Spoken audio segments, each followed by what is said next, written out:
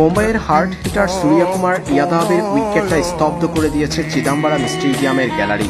উল্লাসে মেতে উঠেছে চেন্নাই সুপার কিংসের ভক্তরা। অবাক হয়ে তাকিয়েছিল মহেন্দ্র সিং ধোনির দিকে। উইকেটের পিছনে জাদু দেখিয়েছেন ভারতীয় এই কিপার। নূর আহমেদ তখন বোলিং করছিলেন 11তম ওভার। 11তম ওভারের দ্বিতীয় ডেলিভারি ক্রিজ ছেড়ে বেরিয়ে এসে খেলতে চেয়েছিলেন সূর্যকুমার ইয়াদাব, তবে নূর আহমেদের বলটি সুইং করে বেরিয়ে যাওয়ায় সেটি তার ব্যাট স্পর্শ করাতে পারেননি সূর্যকুমার। বল ততক্ষণে চলে যায় উইকেট কিপার মহেন্দ্র সিং ধোনির গ্লাভসে।